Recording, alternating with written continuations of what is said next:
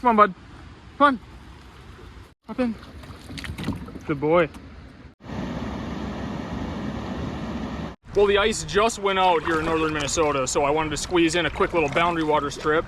I'm doing the Kawishiwi Triangle from Lake 1. It's about 20 miles, so I'm camping in here one night. I have 2 days to complete it. I'm gonna do a lot of traveling today, and then camp, and then kind of have a shorter day tomorrow.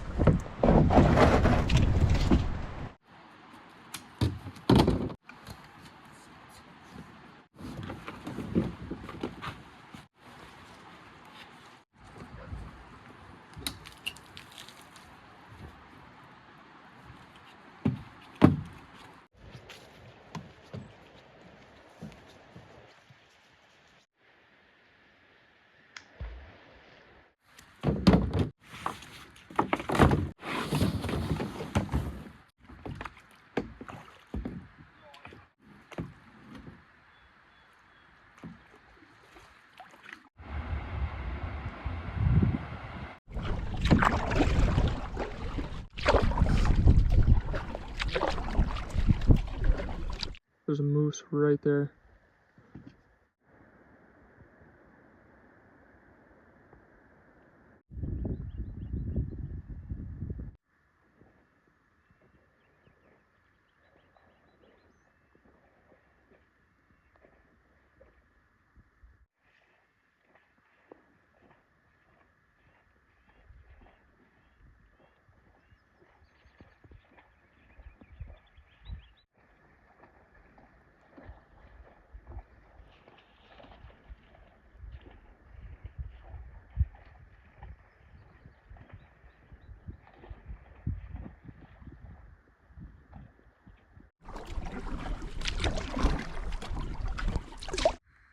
Good boy. So the pros of coming in early like this is there's nobody out here. You pretty much got your pick of any campsite you want, and you got a really good chance of seeing wildlife too, because they're pretty active this time of year. And there's no bugs, and it's warm days and cool nights. The cons would be you can't fish for most species right now, and the water's really cold, so you can't swim. But other than that, great time to be out here.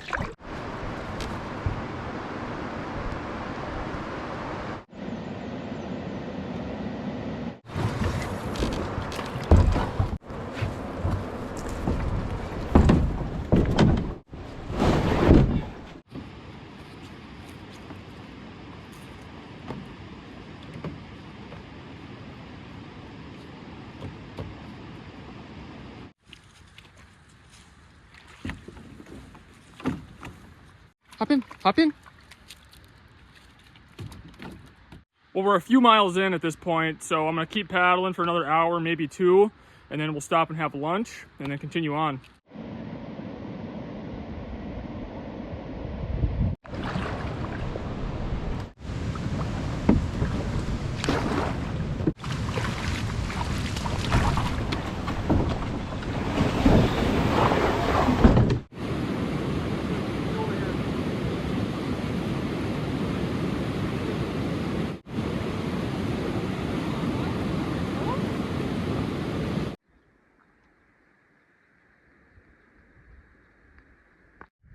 Well, we're at the fork in the river, so this would be the start of the loop. So we're gonna head that way, and then tomorrow we'll be coming back this way. I just saw like 4 bald eagles up ahead here.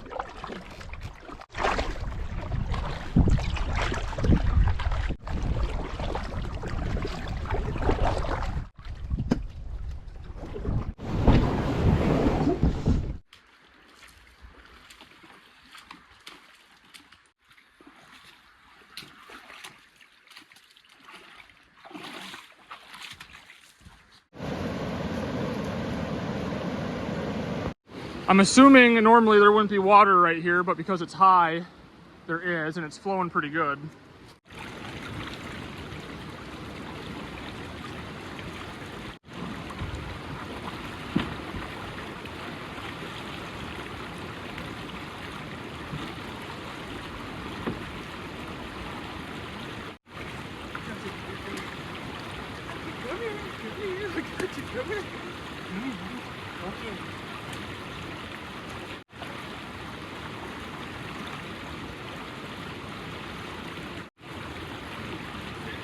This is moving pretty fast right here. Even when you walk across it, it's putting pretty good pressure on me. Even Skeeter was scared of it.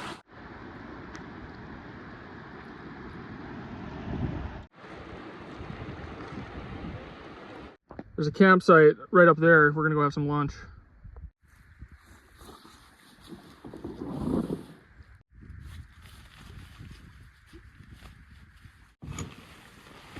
Oh yeah.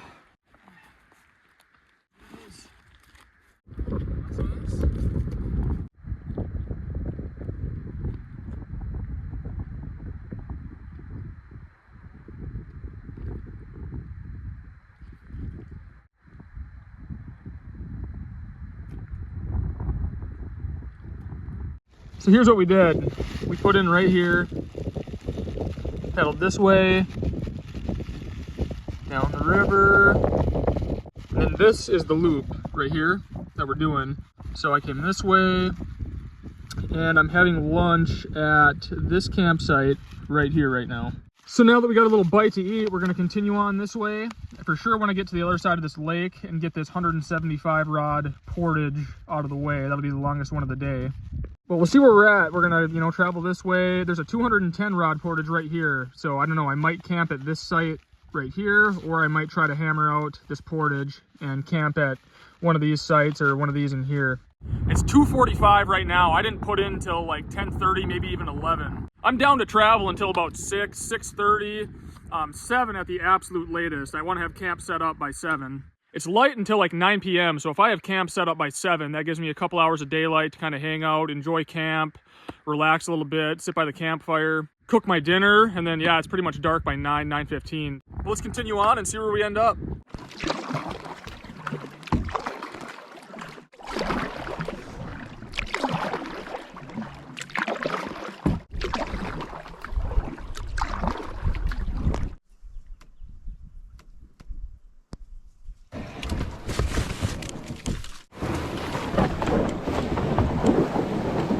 Well, on the other side of this portage lies Clear Lake.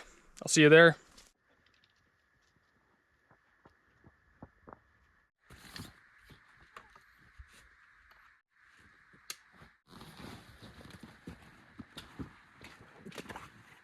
All right, here we go. The lake opens up once you get out there, so we got to paddle all the way across it, and then we got that longer portage, longest one of the day. Not gonna have any problem getting across that one today, and then yeah, I'll decide if I want to do that other one or not. Right now I'm thinking that I do. I'm feeling pretty good and we're doing well on time, so might as well knock it out.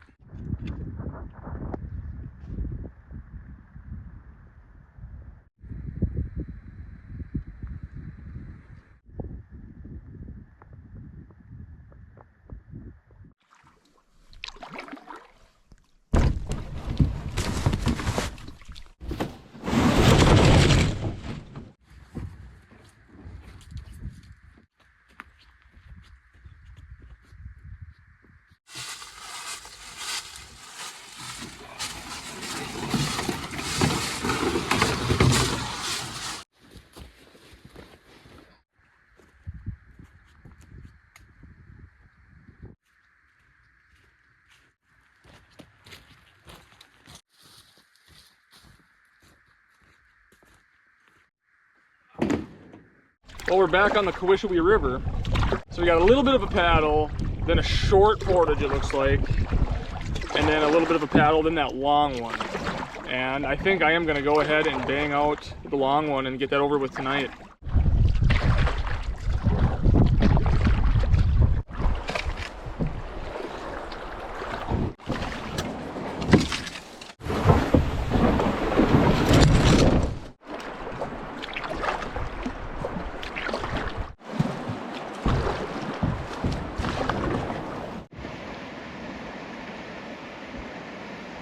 So you can see that bald eagle in that tree right there.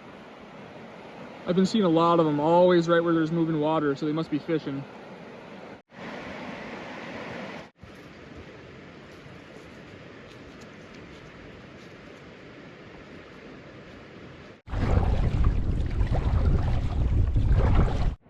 Pretty woods here. There's the portage.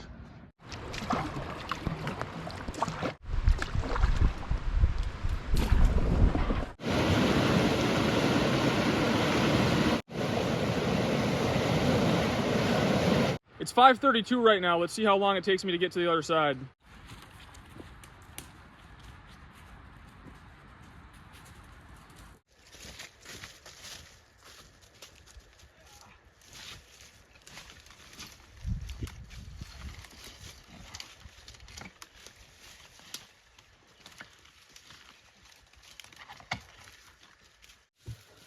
Some wolf poop. They like to run these portage trails. It's a pretty nice highway for them. It's 5:50, so it took 18 minutes to get here. So both the same back and then the same back with the canoe.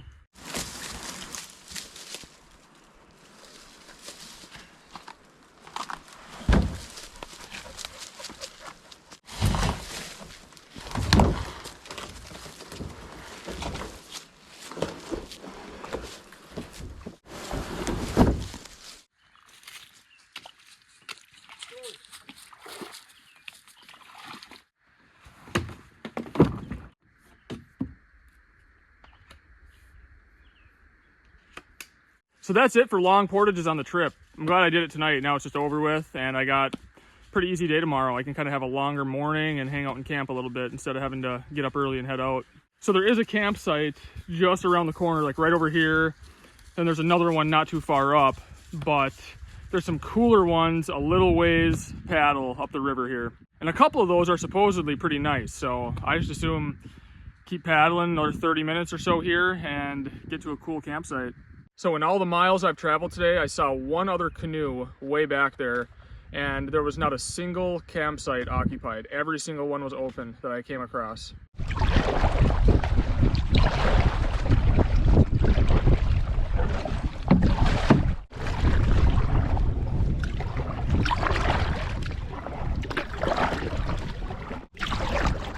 Last paddle strokes of the day. I see our campsite up ahead.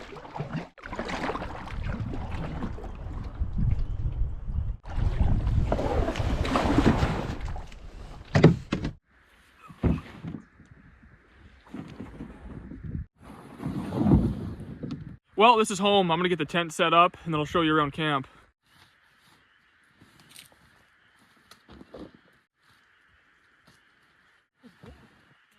We'll get some food pretty quick here, bud.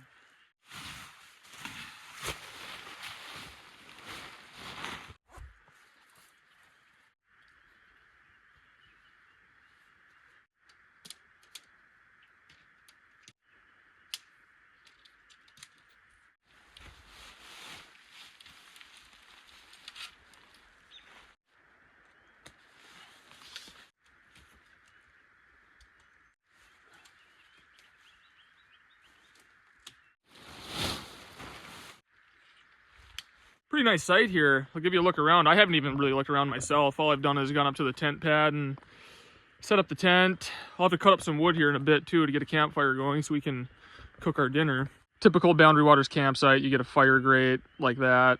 That's where you make your campfires. These are designated sites, so they're on maps and you have to stay at these. So if it wasn't that way, you know how people are, you know, they'll just set up anywhere and trash the woods and leave their garbage and start the woods on fire and things like that. So this makes it so that the whole place doesn't get wrecked. But that's your campfire area slash kitchen. When I'm solo like this, like solo without the dog, I hammock camp. You sleep so much better in the hammock. It's a lot lighter than the tent, but with the dog, you know, he doesn't sleep good in the hammock, and if he sleeps on the ground, he'll just like wander around, and it doesn't go well when you try to like tie him up with a leash. So just bring the tent, it's easier that way. It's worth the sacrifice. It's a lot of fun having him with. And then you get a latrine to poop in. So there's your outhouse. And that's it. That's what a campsite looks like in here typically. Some are nicer than others. This one's actually kind of small. Yeah, nice spot here. I'm gonna sleep like a baby. It'll be nice to wake up to this. There's a couple of beavers swimming around over there, slapping their tails. But the sun is setting fast, so we'll get a fire going and get dinner going. Look out, bud. Look out. Look out. Look out, my dog.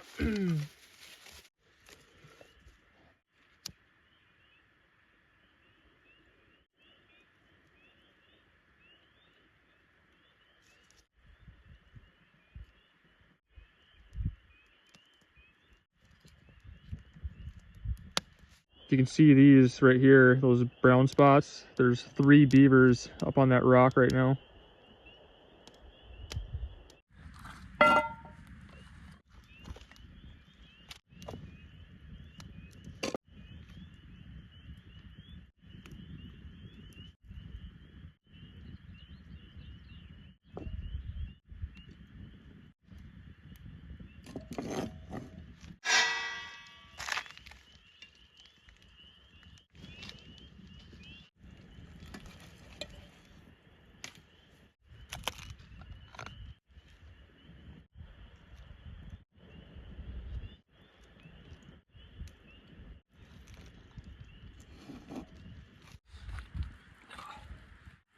So we have a pizza quesadilla here. This is something I would never make at home, but when you're out in the middle of the woods, it's pretty good.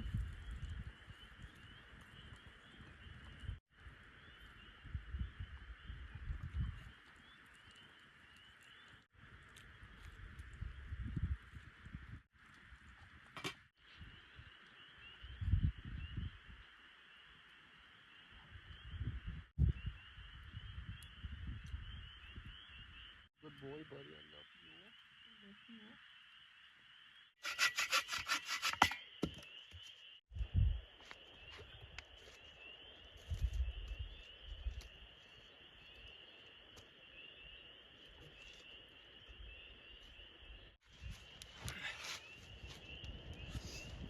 I ended up getting to camp a little bit later than I would have liked to, but still had time to have a fire, cook a simple, easy dinner, and enjoy a little bit of light. But I'll probably sit by the campfire for a little bit longer here. I'm not going to stay up too late tonight. Sleeping sounds kind of good right now. But yeah, this trip, you know, it's a quick one-nighter, 2 days. It was all about just getting out here, you know, for the first trip of the year. I don't know how many solo trips I'll be doing this summer because I have a 5-month-old son at home and I don't like being away from him. You know, it seems like he changes every day, so don't want to be gone from him for too long. We live close enough to the Boundary Waters that I do quite a bit of 2-nighters, you know, 3 days, 2 nights, quick little trips like that. But yeah, we'll see. I think this summer, the camping that I do will be more like family camping, like car camping with Sierra and Stanley, just because it's a lot more fun to be able to camp with them. Nice evening, pretty calm.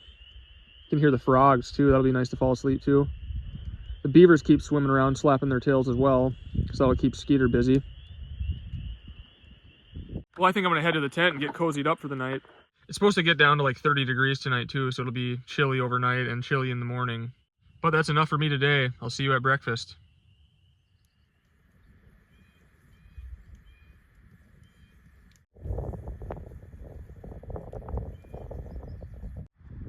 Frost on the chair.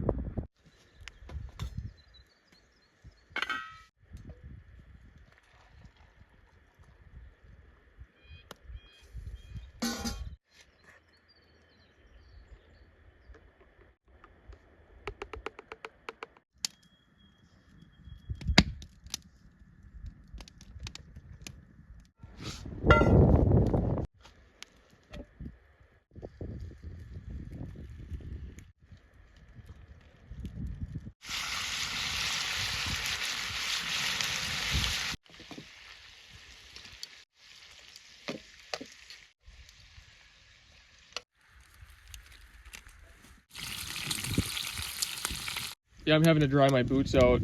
That one section yesterday where I had to carry Skeeter to the canoe because that water was going through the portage. Had some water end up in both boots there, so I had wet feet all day from that point. They're drying out nice though.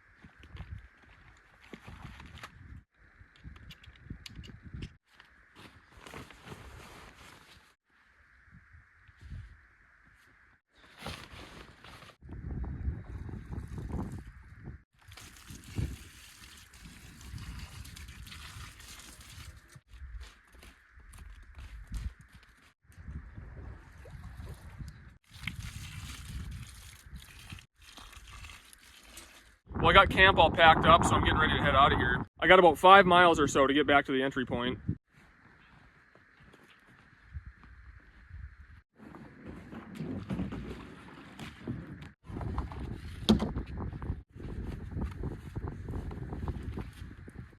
Back on the water, bud.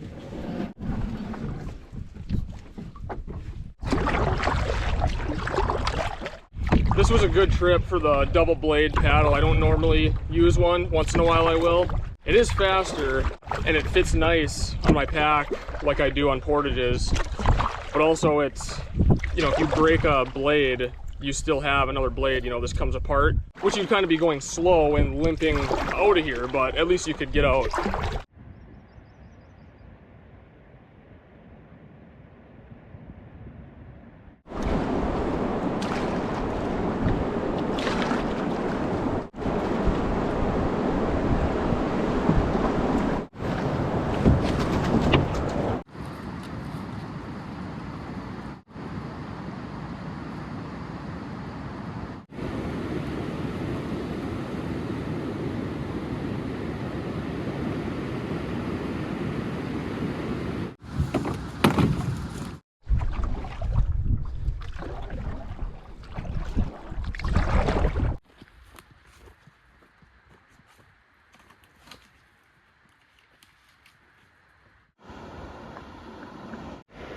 Last portage of the trip.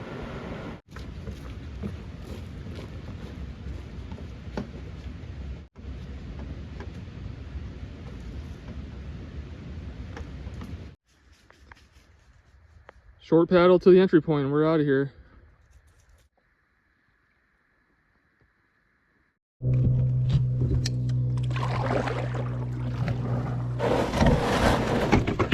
Well, that was a super fun trip. It was nice getting out there.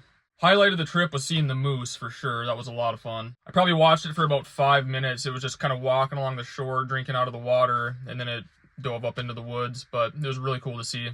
Ice out or early spring is a great time to go to the boundary waters. The whole time I was on the river, there was tons of wildlife. A lot of beavers, a lot of bald eagles, swans, a lot of ducks, a lot of loons. You gotta be a little bit careful because the water's still like ice cold, you know, and there's a lot of, it's high water too, so there's a lot of moving water. But other than that, it's a great time of year to be in there.